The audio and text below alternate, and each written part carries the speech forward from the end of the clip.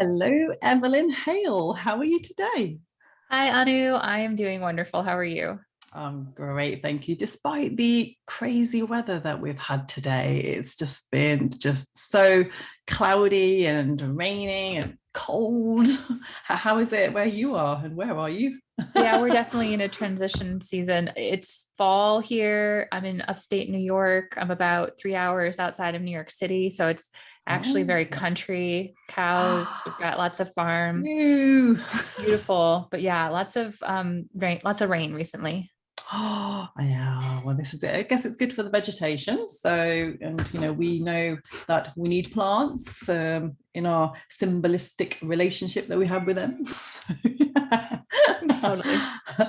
So, Evelyn, it's been an absolute honor to have you on, and I really appreciate your time with us today because you have had how many years? Many years of experience in working with trauma, and you're highly educated. I understand that you've done numerous degrees, and it would just be so valuable to get your insight on trauma and the consequences of trauma and how it affects us. So we have a range of topics that we're going to be covering today. Most of them are to do with kind of trauma healing, inner child work, and the relationships, and the damage that trauma can have on relationships. And I'm also interested in parenting as well when it comes to trauma, because there's a Oh lot. boy. Yeah, that's a good one. We could definitely dive in there. So Evelyn is a mother to a 6-year-old boy, and we've just had a discussion because my little boy is 3 right now, and oh boy, yeah, 2 boys. Just well, I've only got 1 boy, but yeah, you can imagine the craziness of our sons. Oh yeah, boys are definitely high energy. Yeah. The girls seem so timid whenever I see a girl in the nursery. Just Seems like they have less energy, less physical energy, that is. yeah, Yeah. for sure. Right. So could you tell us about yourself and Evelyn in terms of, what you're doing now and what led you to what you're doing now? Sure, absolutely. So I've had my business for over 2 years, close to 3 years now. I work as a trauma and relationship coach.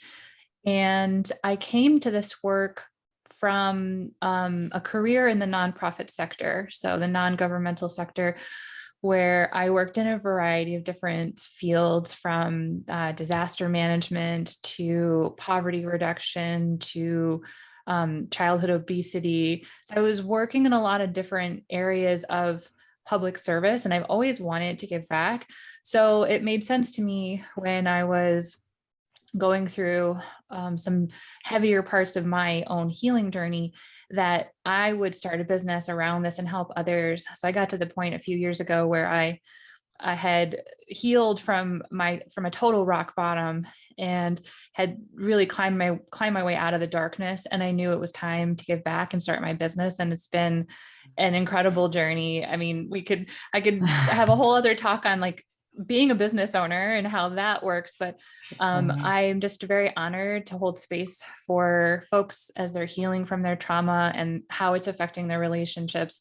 And that's really where my focus is nowadays, is on helping trauma survivors have healthier relationships, because that's where it shows up the most. Oh, so absolutely, and to be honest, I think that's how I began to even notice that it was trauma. It was during my long-term relationship where it was just affecting every part of it. I mean, it started off with a trust and those feelings of insecurity, and then just not understanding what love was, and just not even wanting to connect. It's huge. Trauma is huge, and it's only coming to light recently that it was because of the trauma. Oh, and a big one which I seen in one in your talks was the fact that I found normality and stability quite boring.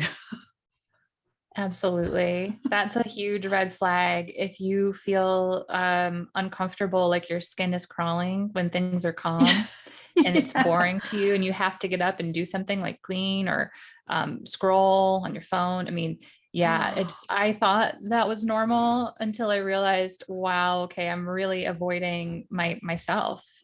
Wow, we were, yeah, and I see it still. I think the majority of the population, those who probably aren't on a self-awareness journey, but they're just diluted in their social media or television or gossip, just anything, shopping. There's so many different vices, aren't there? So much numbing. Yeah. There's so many ways, there's so many menu choices of how to numb. I call it like the menu because everybody picks a different item off the menu, but there's just so many choices. It's like, it's very, it's almost like an act of being, it's like a revolutionary act to forego that, it's really, really Mm. hard. Yeah, it is. And so in terms of your degrees, were they all psychology related degrees? No, so my background is in the public service sector. So I have a master's degree in public service. It's a Okay. master's in public administration. Mhm. And then my other two degrees are, I have one in business, and then I have a degree in Arabic language, which people are usually really Oh, thrown off by wow. that. But that was my bachelor's level degree. And I thought I was going to go be a translator and work abroad, work in the Middle East, but Oh, it wasn't really a fit for me after I graduated and decided yeah. that I would switch gears. And but yeah, I have that sort of out of the ordinary ability to speak Arabic, but I'm Yes. not fluent, not fluent at all. But hey, it's a very important language. So yeah, I think that's fantastic because it's the fact that you have to write backwards as well. It's just a beautiful language too. I really love Yeah. the poetry of it. Oh, that's amazing. And I guess, well, my next question would have been on the fact that, and again, this is totally because my journey is based on that, where I kind of got stuck in this journey of needing to grow, needing to learn, needing to do as much as I could. Mm-hmm. Do you find that your numerous degrees could have been like a similar reason? Oh, 100%. I mean, all of my striving, all of the achievement that I've gained in my life has been because of my trauma, because Yeah. I had these inner wounds, this need to feel approved of and loved. And, early on, I'm sure you've talked about the 4 trauma responses on your podcast before. But I was primarily like the flight type. So, staying Yeah. active, staying busy to perfect myself, constantly perfecting. And it was like, if I can be perfect, then I can be loved. And I really and I was excelling. I was an executive director of a nonprofit for a while. And Nice. even that it was never enough. And it was when I Yeah. realized that this is never going to be enough. Yeah. That was a big light bulb moment for me. Oh, absolutely. So, and then what was it that switched? Was it the time when you realized that, oh, maybe this is a condition that I need to deal with right now? Well, so I was in talk therapy for 10 years and Mm. I started that in my mid 20s, my early 20s. And I thought that through talking it out, I could relieve my anxiety. I didn't even really identify with the word trauma until my 30s. So I Oh, was in talk therapy basically to heal my anxiety and to live just a better life. I knew I had a mm, lot of stuff, in my mind, just a lot of anxiety. And the talk therapy was helpful with that. But about 7 years into my talk therapy journey, I got physically very, very sick. I got an okay. autoimmune disease. And it was through that physical illness that I had a total rock bottom. I mean, there was a point where I couldn't even really move. I couldn't work. I had to leave my job, take a leave of absence.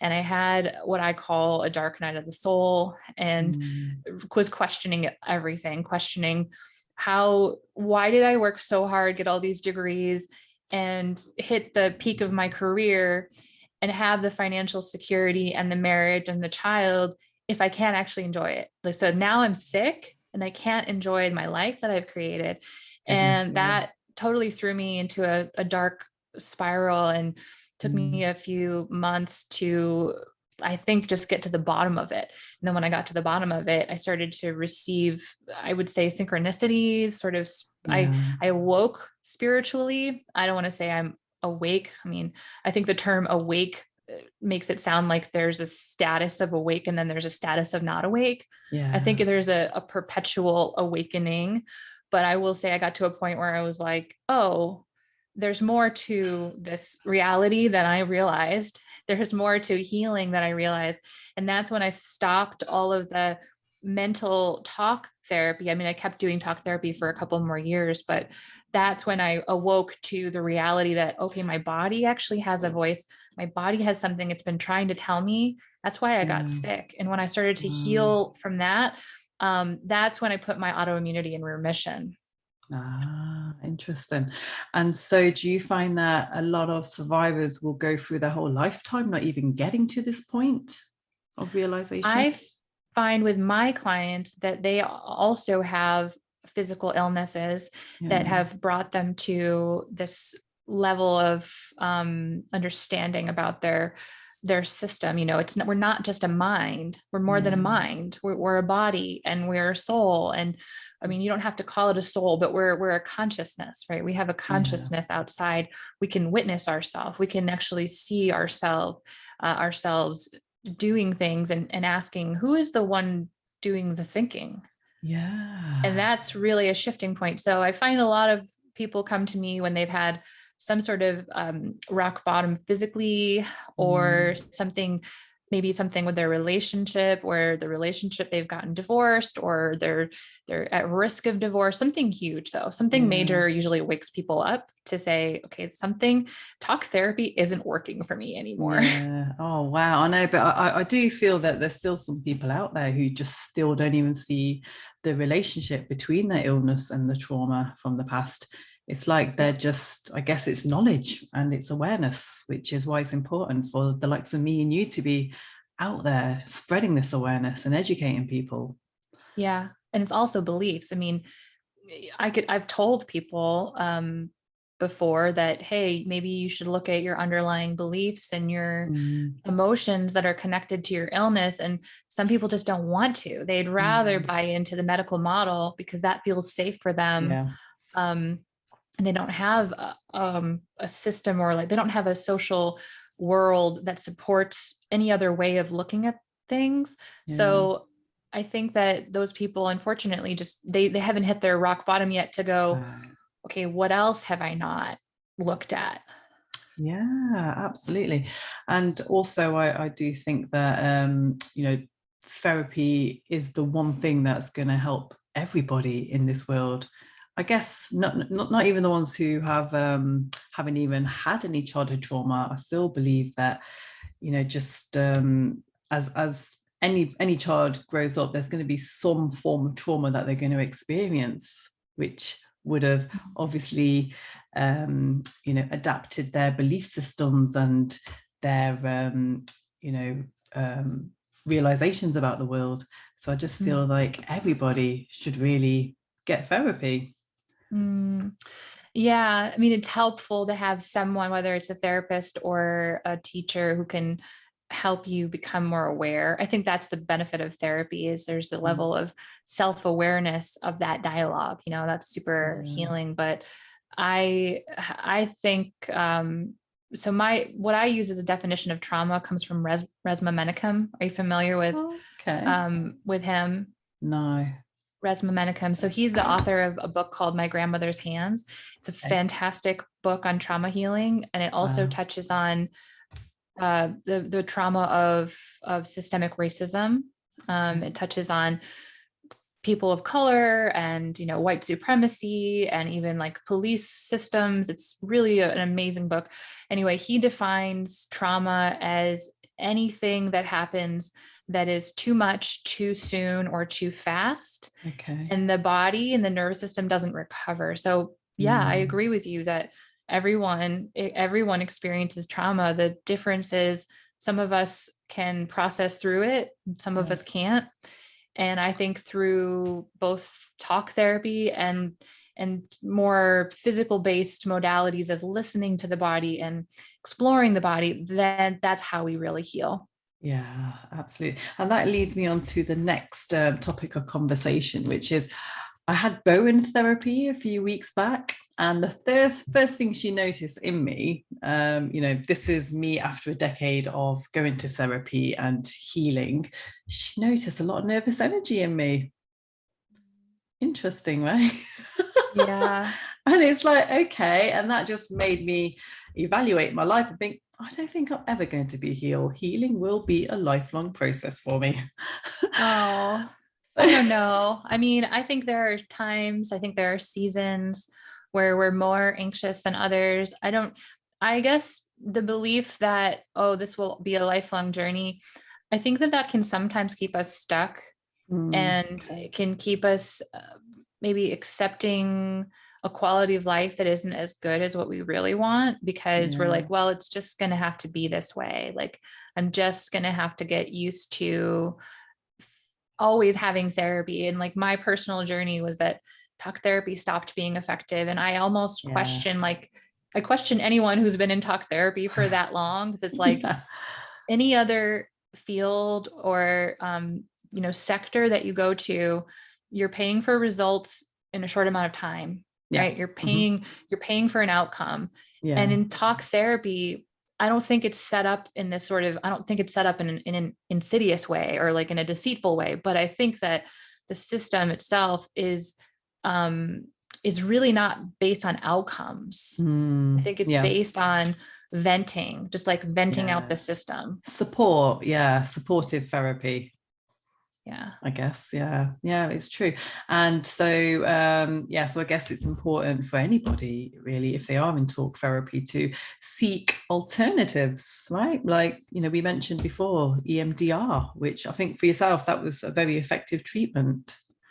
I have never had EMDR. I'm familiar with it, but no, that's not a modality I've ever done before. I think that the modalities, everyone has a modality that works for them. So Yeah. if talk therapy works for you, like great. I don't think there's any one, end all be all that I would say everybody needs to try this. But Yeah. I do think whatever it is for you, as long as it's bringing you back to a wholeness of mind, body, spirit, Mm. then that's perfect. But I think that most talk therapy, it leaves out the body and it leaves out the spirit and it keeps you in your head. So if your therapist is helping you get back in your body and helping you connect to your spirit, then fantastic. But there's not a lot of those therapists out there. Yeah. And that's why I guess you talk a lot about the inner child work, because it goes in your body. Yeah, yeah. I mean, the inner child work, I think, is something that is very confusing to a lot of people, especially people Mm. who aren't really even familiar with that term. So most people that I talk to about inner child healing, they think that it's about more lighthearted things like, let me write a letter to my inner child and I'll feel better, like a Yeah. letter to say, hey, Evelyn, at age 5, I'm so sorry that you didn't get the love that you needed, and Mm. I love you, me as the adult. So a lot of inner child healing is about that. It is about sort of going back and giving ourselves the love we didn't get, but Yeah. it's also very heavy, I would say. It's like Mm. a little bit Okay. darker than those lighter surface level letter writing, or Yeah. I've seen people try to do inner child healing where they'll get their stuffed animals and they'll like Mm. drink the hot cocoa, whatever it was for you in childhood that made you feel comforted. You Yeah. can do that again for yourself. But I think for me, the inner child healing is a journey, and it's a journey of, just like you as a parent, Anu, and me as a Mm. parent, parenting is hard. It's so freaking hard. Like Oh, there are goodness. days where you're just like, I don't know how to parent this child. And that's That's how it so is with uncontrollable. ourselves. Yeah. You're like, Wow. I have days still where I am in connection with my inner child. And Mm. I mean, the listeners can't see me, but I'm like moving my hand over my chest because I think that the inner child lives in here. She lives in my heart. She lives in my body. And so I'm connecting with her. And there are times where I can feel her rising up and she's not, she's throwing a tantrum. And I say to myself, I'm like, I don't know what you need. how do I help you? Like, I don't know how to parent you right now. And it's so Yeah. frustrating, but that's part of parenting is you have to keep going. You have to push past Yeah. that and say, I still love you. I love you. I'm still going to be here for you, even though I don't know how to support you right now, but we're going to find out. We're going to find a way. That's beautiful. Yeah, and I've done a lot of stuff on the guided meditations, and we did a workshop on it, on the inner child healing, because I feel meditation is a perfect way to really nurture the soul, right? And get to that place of just absolute bliss. It can be. It can be. I think that it's a good entryway. I think meditation is another way of us being here, like in the mind. So I Mm, like to use this metaphor of the mind is like a deck on a pool, and the body is the pool, right? yeah, So the body, everybody knows what a pool is. So you can go swimming in the pool, or you can sit on the deck. And yeah, I think of meditation as sort of like we're standing on the deck and we're looking into the pool and we're looking at, oh, okay, I see some trauma over there and I see this thing over there and I see myself. But yeah. are we in the pool? Mm, We're not. no. We're not in the pool. And so I I had to do this for myself because nobody taught Mm, me. And I have since done this with other clients. And I'm not the only teacher out there. I'm not saying that I mm, have this market cornered, but it's not very common because people like to think, oh, okay, we'll just do some meditation, feel yeah. better. But it's still a dissociation because you're still living Mm, from the neck up, right? You're yeah. thinking about it. You're changing your thoughts about the reality of the pool. The reality of the pool is there's still trauma in there. We still need to work on releasing that. Right. Okay. And so, in terms of spirituality and the link to trauma healing, how do you think that all links together? Spirituality and trauma healing. Okay, so I've had a few things I've written on that subject. I'm just going back to there's like sort of three stages. I think of spirituality as being the end destination of trauma healing because Okay. I started out my trauma healing just wanting to feel better, just Yeah. wanting to like, let's stop the bleeding, right? Like, Mm, if I was physically sick, let's just like stop the bleeding, right? And let's heal from that. So yeah. I did that. I did that through self-awareness, taking back my power, not acting as though I'm a victim anymore, changing my Yeah. life. That was all really great. But then there are these existential questions of like, okay, what's the purpose of life then? How Yeah. do I move forward? How do I have a purpose in life? And really go beyond just the stopping the bleeding to living a joyful life, living a Yeah. full life, and feeling present and happy in every moment of my life. And Yeah. that's where I believe we find ourselves on the spiritual journey, because spirituality to me is about finding oneness and wholeness within yourself, Right. not with God necessarily. I mean, whether the listeners believe or don't believe in God, it doesn't really matter. It's about Mm, finding that wholeness within yourself because we're constantly seeking it outside of ourselves. right. Okay. And because I know you mentioned about the fact that a lot of the healing that we do, it tends to remain in the head, but how do you actually link that to the body? Oh, that's such a good question. So Mm, I have found that it requires movement, okay. physical movement. Interesting. So when I first started to access I would say like stored trauma. I'll call it stored because it was sort of physically in my body. What I had been doing up to that point, I had been meditating. And then I started to almost be, I think, drawn down into my body, drawn in deeper to my body. And I started to imagine that I was accessing, okay, well, what's sort of stuck in my hip, for example, or my stomach or my thigh or my shoulder. Like, I was able to take my awareness into my body and kind of find these memories Okay. of things that were stuck, and work with them. And as I was becoming aware of them, I was moving. I had to feel Right. my body actually like moving and shifting. And so that I've developed a process now, which is very simple. It's literally just get on all fours, get Yeah. down your hands and your knees, and turn on a song that you like and just start to move your body. You can move your shoulders, you move your hips, you move your Nice. spine. And as you're doing that, you're inviting your body to bring up a memory. You're just saying, okay, body, bring up a memory. Whatever comes up, it's what needs to surface out of the pool. Like going back to that metaphor, it's whatever needed to come up, as opposed to when we're in the mind, we go, or your therapist will say, tell me what happened to you at age 6. And we Yeah. go in and we dive down and we find it. And that's a very almost like surgical approach. And it's not always Okay. bad, but I think the body has a lot of wisdom and it has its own intelligence. And when you let the body bring up whatever it is, it's much more organic, it's much more gentle. And I find that that's when we actually let that go. That thing is no longer a part of our pain anymore. We've made peace with it, but there's a lot of crying involved with that. So crying is important, and making noises is important, and moving is important. Yeah. Oh, wow. Physiology, to be honest, that's come up quite a lot recently, because just Tony Robbins comes up on my YouTube a lot in the morning when I'm getting ready. And today, even he was saying Harvard University have actually done research on this, that, it takes like just a simple hand movement, such as putting your hand on your hip, or just kind of putting your hands up in the air and jumping up and down. And it's just that physiology changes your state. Yeah. There's a huge Movement link, is so healing. Yeah. So there you go, everyone. Get out your chairs and move. They do say as well, sitting down isn't good for you. And it's strange, because all of our jobs now these days are done sitting down. I've actually, For sure.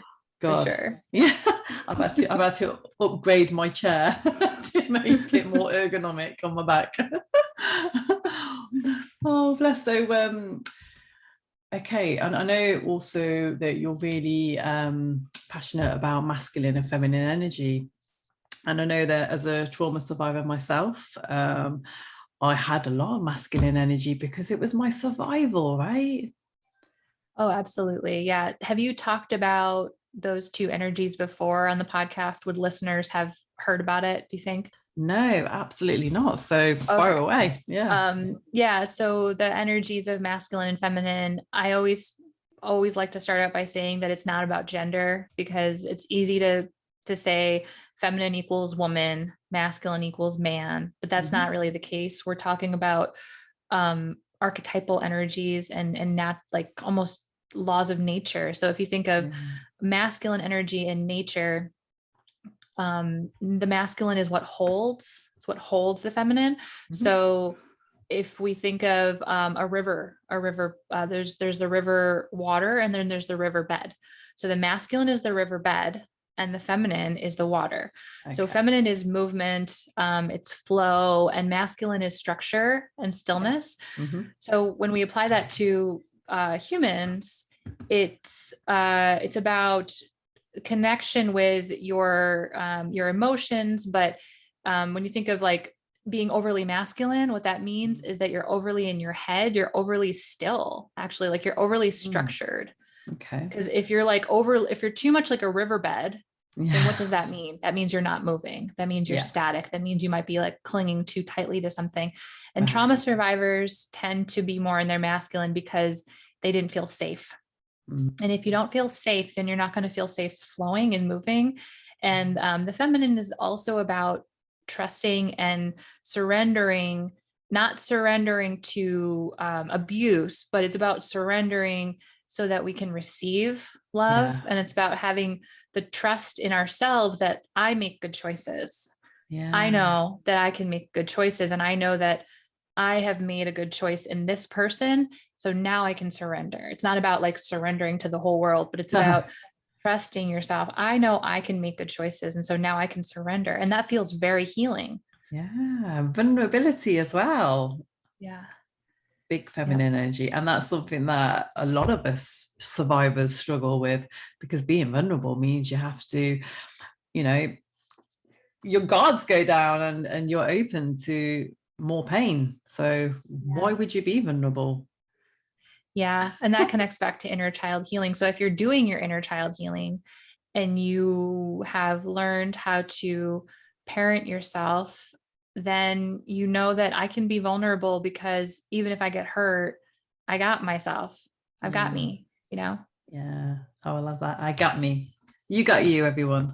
You do. You do. Yeah. But you have to practice, you have to keep practicing that. Like it's not just like if you had a child, you know, if there's a listener out there who doesn't have children, Yeah. imagine that you're responsible for a child. Imagine that you know, parenting never ends. Yeah. It's like your inner child is always going to need you. So it's not like a one and done. Oh, I just did a inner child healing, so I'm done now. He or she is good. I can leave her now. Gonna leave her in her room for the next 20 years. No, it's not like that. It's not like that. Absolutely not. So self-care is so important. And because I know you mentioned a lot about, you know, the bubble baths and drinking a hot cup of cocoa. Yeah, why not? Hey. Yeah, it's not all about that though. Like, yeah, that's exactly what it's not all about.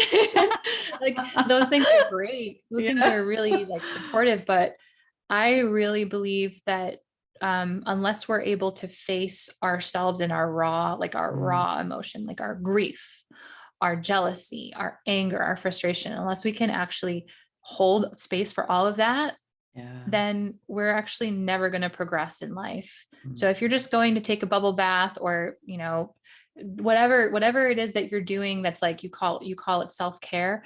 If you're not crying on a regular basis, if you're not if you're not getting angry and letting that anger out, then I would be willing to bet that there's a lot of you, that you're very anxious, that there's a lot of pent up energy inside of you, that you haven't really found your direction in life, that you're not connected to your intuition. There's a lot of second guessing. I would be willing to bet that, because those emotions get stuck. It's part of the human experience. We have to feel those things. We can't just take the light without the dark. That's so true.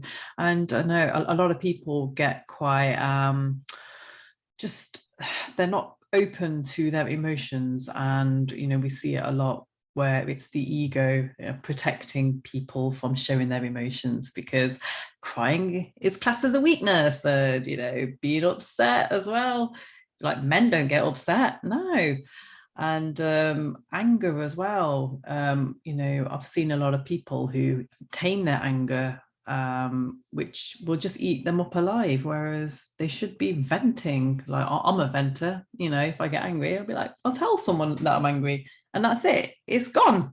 Whereas I remember the days when I used to pent it all up, and it used to harm me in other ways, where I'd overeat, or, you know, I'd exercise excessively, which was the other end of the spectrum. So it's crazy how, you know, our emotions can dictate a lot of, you know, how we are as beings. Absolutely. Yeah. The stereotype that nice girls don't get mad, or, you know, men, whatever you grew up believing, whatever you were role model that says like, you're not supposed to be this, like nice girls are this way and they're not that way, or nice guys are this way. That's all keeping you stuck. And I think that with anger specifically, there's not a lot of role models out there of people who are healthfully expressing their anger. Usually anger is expressed either in a aggressive way or a passive way, you know, like a passive aggressive or a direct aggressive. Yeah. But I think that for me personally, the way I handle my anger is I will give myself like 5 minutes. I'll set a 5-minute timer and I'll let myself literally throw a tantrum, just for me, not for anybody else, just for me. And, you know, stomp my feet, scream, rage. If I'm in a space where there's other people where they can hear me, maybe I'll go take a drive in my car and like scream in my car. Or another one I really like is to take a lightweight object, like a plastic baseball bat, you know, like a T-ball baseball bat or something like that, or a snow brush, or something that's not going to physically harm your home, and then like beat your couch with it. And just rage, you know, beat your couch, beat your bed, because you're physically, I believe that physically expressing your emotions, not to another person, but in the safety of your own home, your own room, that is how we move it up and out. When we just talk it out, when we say, I'm so mad, what's happening is we're letting off a little bit of the steam, but there's still like volcanic activity inside of us. So the person gets to see a little bit of it, but we're not letting out the full extent of it. In most, we're talking about real anger here, not just frustration. If you're really angry at someone, just telling them, I'm really mad at you and what you did really upset me, that's not going to really let it all out of you, Wow, it is. It's interesting. And I know it's that real emotion that you feel where, you're in eye contact with somebody and you're really feeling it. Yeah. I love that emotion, because for me, that's authenticity. Yeah. Being vulnerable and just saying, this is how I feel right now. Yeah. Not ashamed to admit it. This is me. Take it or leave it. And so let's go on about the victim triangle next. Just because of the codependency side of it, and how it's at the heart of why we stay stuck or unfilled in life. Sure. The victim triangle, is this one that you covered at all in your podcast? No. No. Okay. Well, I mean, anyone could be just like listening for the first time anyway, so I'll just explain it. The victim triangle is a framework by the psychologist Stephen Karpman. Okay. So Stephen Karpman described this, he called it the drama triangle, and it's also known as the victim triangle. So you can Google drama or victim triangle. And basically it's a triangle, and on each of the 3 points, there's one aspect of a victim story, of a victim cycle. So on the 1 point, you can be a straight victim. So this is someone who like, I feel helpless. I feel hopeless. I don't think that I can actually change my life. I just keep getting more of the same, and bad things just keep happening to me. So that's like a victim. Yeah. Then we have the rescuer. So the rescuer is somebody who believes I can help others. I'm going to go help and fix, and I can affect change if I just take care of everybody. Okay. But what ends up happening with those people is that they don't feel like they're being rescued. They don't feel like they're ever being taken care of. So they become, when they become frustrated with rescuing constantly, they become the last point on the triangle, which is the persecutor. Okay. The persecutor says, nobody's grateful for my help, so I'm going to stop giving the help. Yeah. And you're all the problem, and I'm just going to go off and do my own thing. Wow. So you can either be one of those 3 things. And the example that I like to give is, imagine that you're married and you have a kid. So you're the wife, you've got a husband, and you've got a child. Let's say your child is 12. So you're sitting down to dinner. It's 6:00. Dinner is always at 6. You're sitting down to dinner with your husband, and your son is nowhere to be found. Okay. He's supposed to be there at 6. He knows that it's dinner time, and you're waiting. You and your husband wait 5 minutes. You wait 10 minutes, and finally you're like, okay, I'm just going to eat. And as soon as you start eating, the son comes into the room, and this is how the victim triangle plays out. So you can start going, Johnny, you're always late. You're so irresponsible. Why can't you get your stuff together? Dinner is at 6:00. So you're the persecutor, right? Yeah. So your son goes, I can't help it, Mom. I had all these things going on. Nothing ever goes right for me. So he's the victim. Then the dad shows up, and the dad's like, don't pick on Johnny. He's had a rough day. So he's being the rescuer. So then we can easily shift. And so then as soon as the dad says, no, don't pick on Johnny, Johnny goes, it's okay. Mom's had a long day. Mom's stressed out. So he goes to her rescue. He's the rescuer now. Right. Mom's the victim. And then the dad's the persecutor. And we just kind of cycle through these different points of the triangle all day, every day, throughout our entire lives. And a lot of us stay stuck in one of those 3 places, but most people stay stuck in rescuer. Most people stay stuck in that one because I think we are all very good-hearted. I think most people have good hearts. Most people want to help other people. But what ends up happening is you're giving and giving and giving and giving. And then you get pissed off. Yeah. You get frustrated because you're like, is anybody going to take care of me? Is anyone going to see how much I give? And so the solution is to just get off of that hamster wheel, to get out of that victim triangle, to say, okay, there's no such thing as victim or rescuer or persecutor, because we're all supposed to be taking responsibility for ourselves. So that would look like the victim being like, oh, I actually do have power and control over my life, and I don't have to go rescue anybody, and I don't have to be rescued, and I don't have to persecute. And the rescuer would say, okay, I don't have to save anybody because I know that saving other people just perpetuates their victimhood.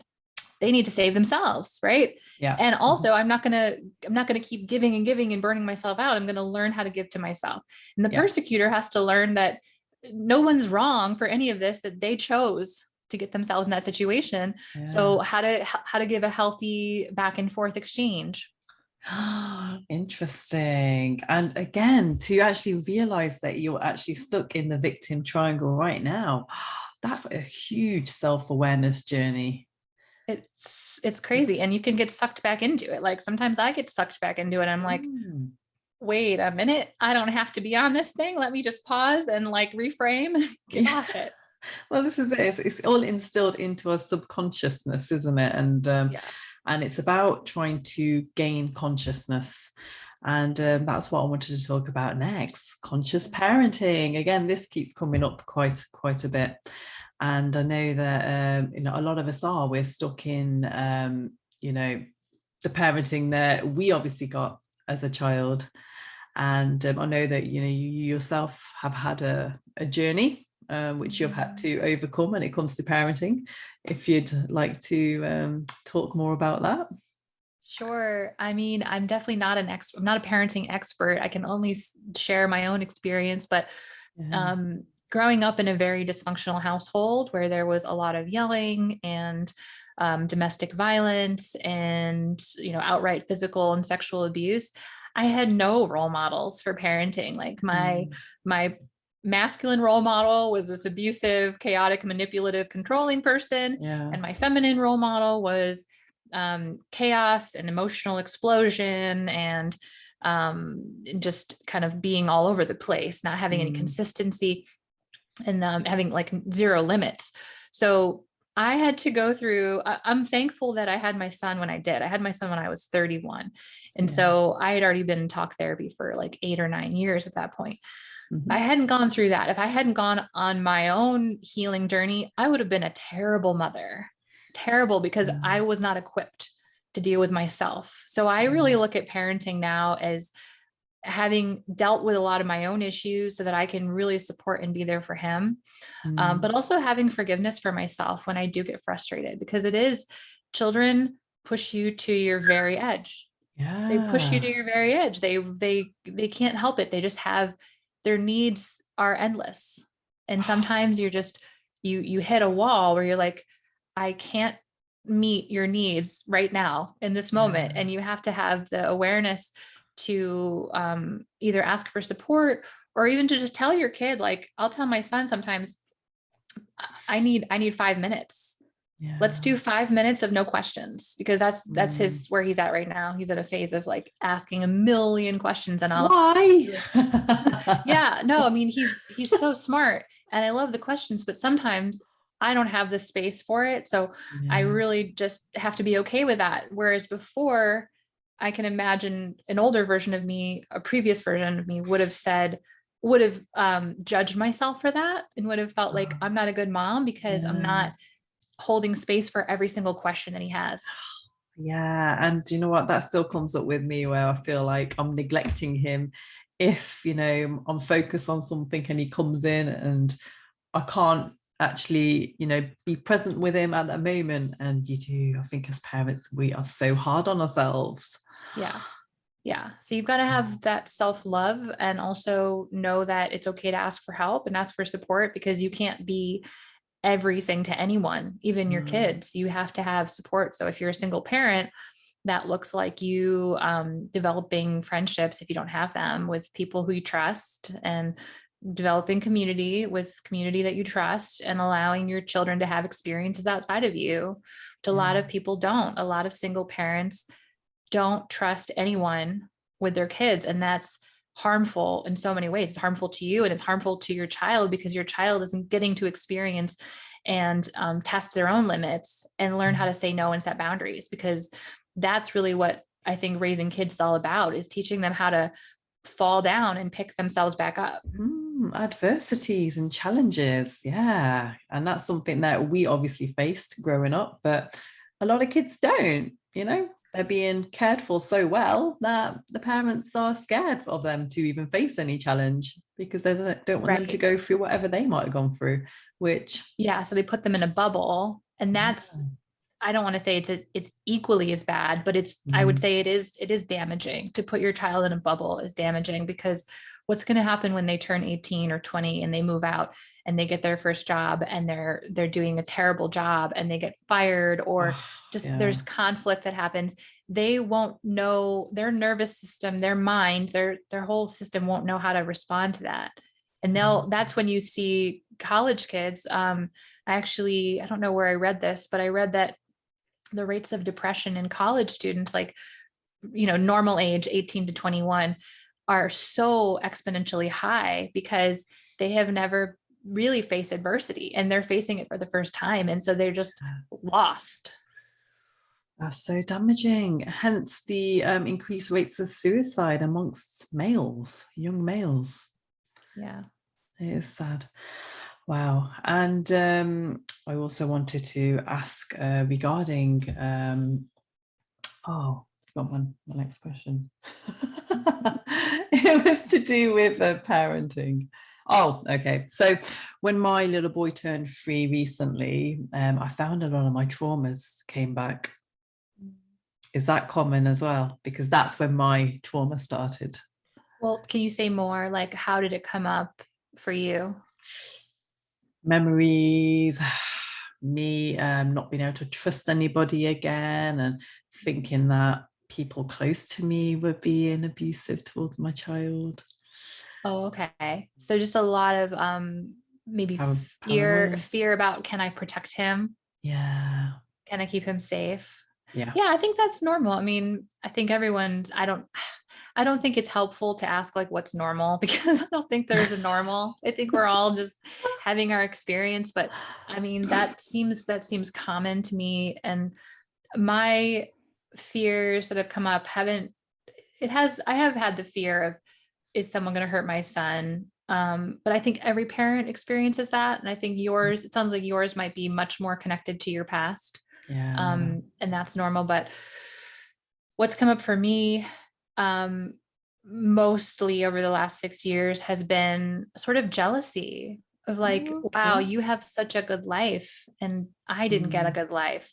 And it's this feeling of injustice sometimes when I look at him and he's so well cared for. Yeah. And I have to deal with that, because that makes you feel like a terrible mom. You're like, yeah, oh, crap, I'm jealous of my own child. Like, what's wrong with me? Here I am, like, I love him unconditionally, but I'm also jealous of him. And I have to realize, okay, that's not me, that's my inner child. And I have to go and I have to parent her. And I feel like I've got 2 kids. I got to parent her and I got to parent him. And sometimes it's like, I just don't want to be a parent right now. I need a break. Exactly. It's so important to just go out and do your own thing. Get a sitter, get your in-laws, and do your healing work, because it's not going to go away unless you really nourish yourself, that part of you that is hurting. You got to nourish that part. It is.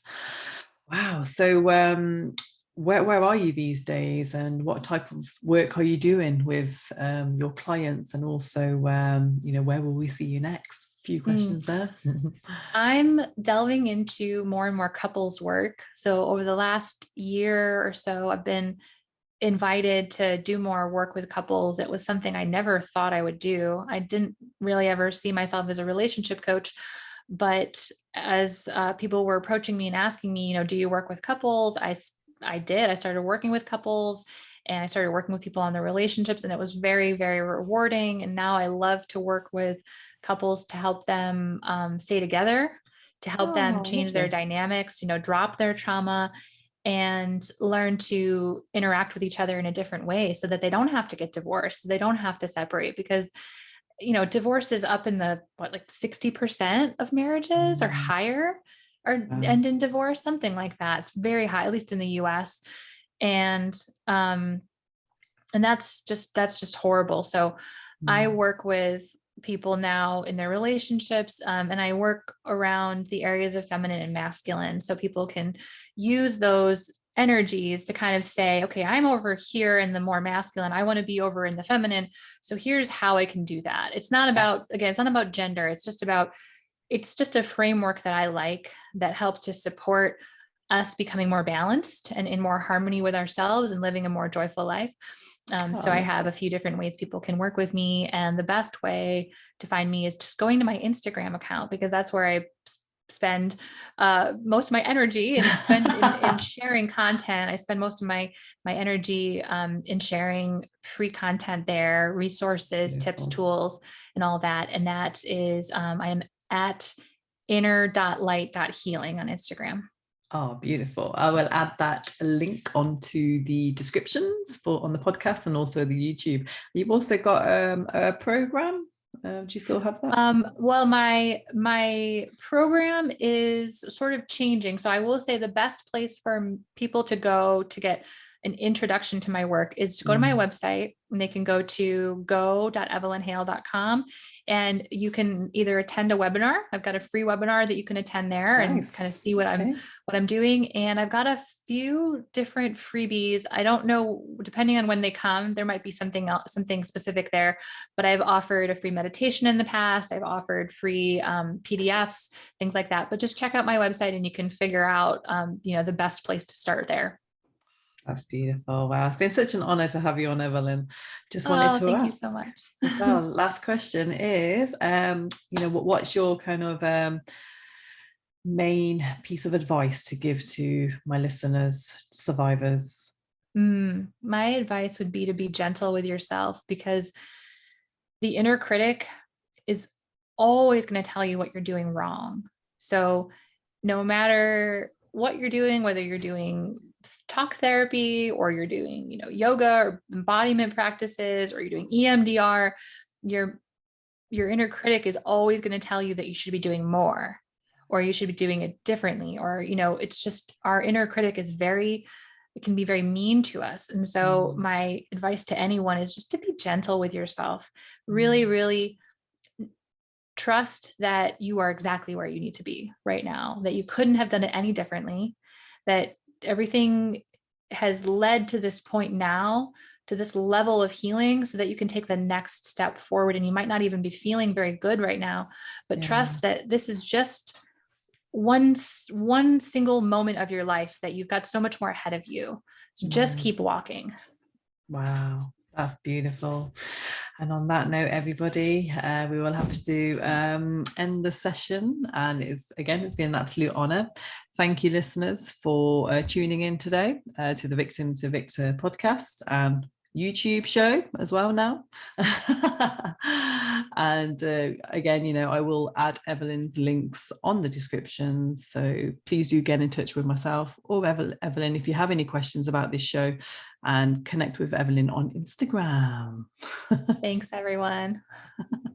Take care, everyone. Bye.